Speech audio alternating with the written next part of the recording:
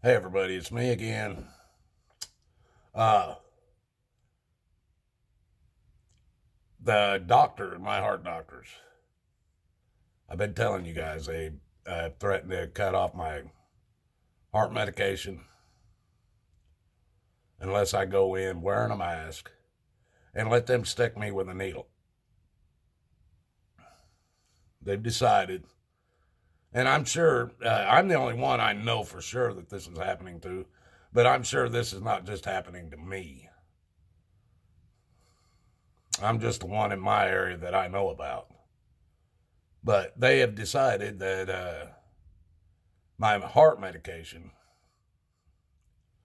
is what they're going to use to try to force me to test vaccine and RFID chip if I want to keep continually getting my heart medication.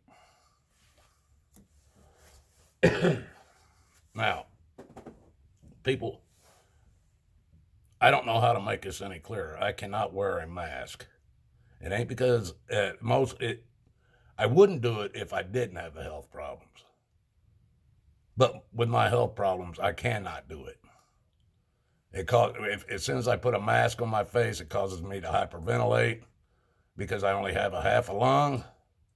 I start breathing hard. I can't get enough air into my lungs with a mask on. That my Wolff Parkinson's White syndrome, which is my heart problem, kicks in because I'm not getting enough oxygen. I then end up into a 256 beat per minute heart rate that usually wounds me up in the hospital, or at least the last couple times it's happened. I've wound up in the hospital.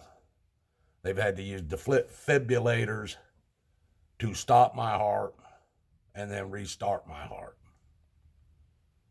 The last time they tried to restart my heart after stopping it, they blistered my ass because they couldn't get my heart restarted. They blistered my chest and my side where they were hitting me with that paddle. Now, these people tell me that without the drug that they've had me on for about 20 years now, because this happened when I was 40, it's been happening all my life. I was born with it, but I've been able to control it most of my life until I hit 40. And for some reason at that age, I couldn't control it anymore. So they claimed they put me on this pill and I would have to be on it for the rest of my life. They just didn't tell me they were going to use it as a weapon against me. Well, people, I've had to come to the realization that I'm not going to let them stick me with a needle. I'm not going to let them test me and shoves anything in my nose, in my throat, or anything. Now, these people, like I said, has had me on these drugs for 20 years. They tell me, oh, well, you got to come into the office because we need to draw blood because we need to see if these pills are doing any damage to your liver and kidneys. Well, I don't have. If they want to draw the blood, I told them I'd meet them outside outside the doctor's office. They could draw blood out there and do whatever testing they wanted to do. But they won't do it. They're demanding I wear the mask. And I won't do that. So, what's getting ready to happen now is they are refusing to refill my prescriptions, which I'm out of. And they say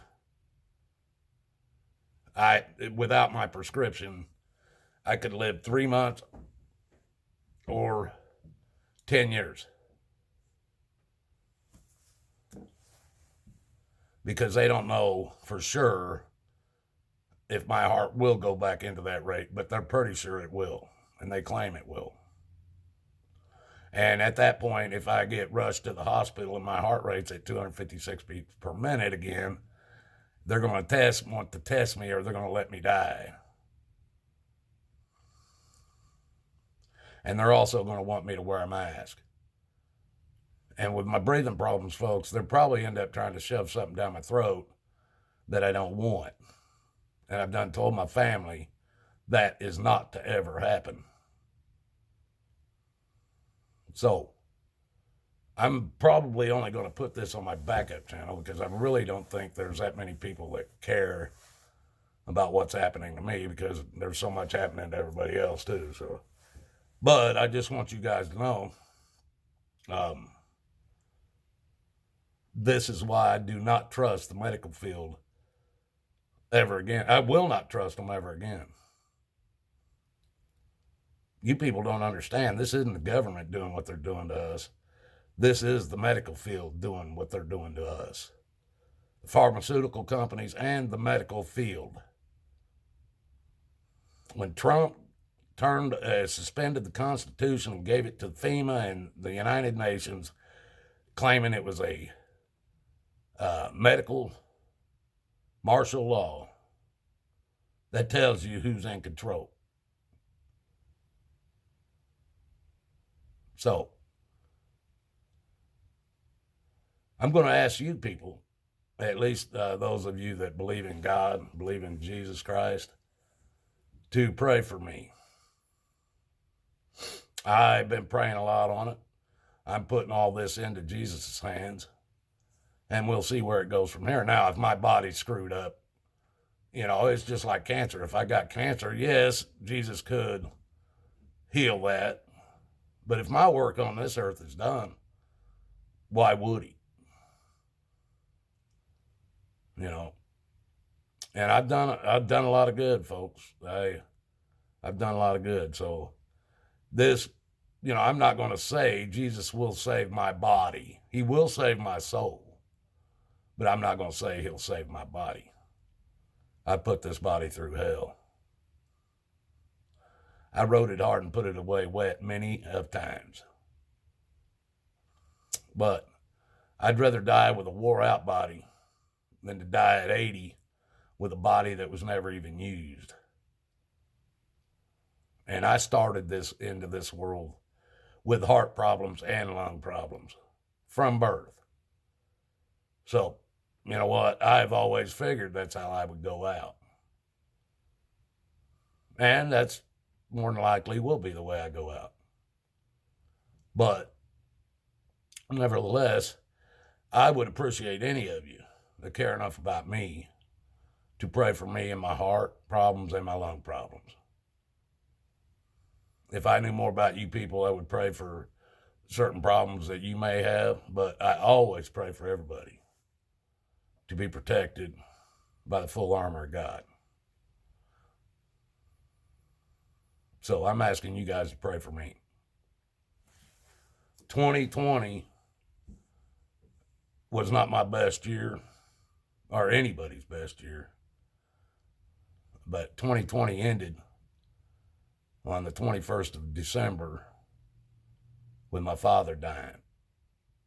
And my mother might as well have died at the same time, because my family down there will not even let me see, talk to her on the phone, or even tell me if she's still alive. So you see, folks, this world that we all live in, you guys can have it. You guys can have it. You can pump yourself up with all their chemicals. You can let them spray you over your head. You can let them poison the water, poison your food, poison the air. You can let them tell you that you're going to have to start eating fungi food that they make in these laboratories because cow farts are killing us all.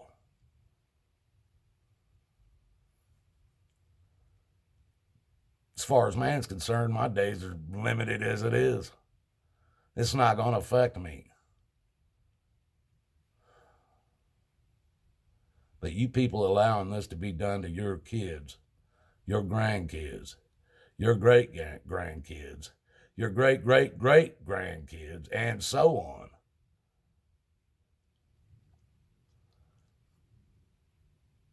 You show what your worth really is by doing that.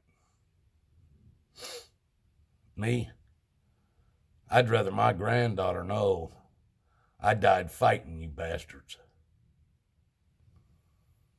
trying to take away her freedoms, her rights, the right for her to even own property, the rights for her to have a child and have any authority over that child.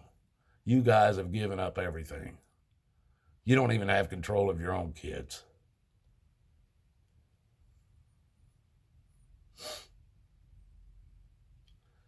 And that breaks my heart, folks. Breaks my heart that you guys would do this to your own generations of family. I pray for y'all because the way you're going,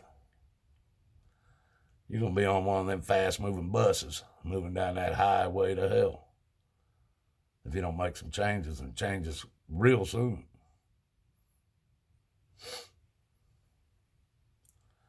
I won't even have to look for you going up the stairway to heaven because you won't be there. If you continue letting evil have control of your lives, you will not be in heaven,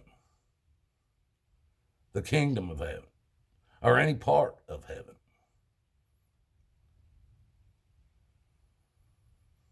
People, may God bless us all. That's the only way out of this. And make no mistakes, I love you, and so God loves you, and so do I. But people, again, I ask you, pray for me. Pray for my heart problems. Pray for my lung problems to be healed. And if you have any problems, put them in a comment. I will take the time to pray for you.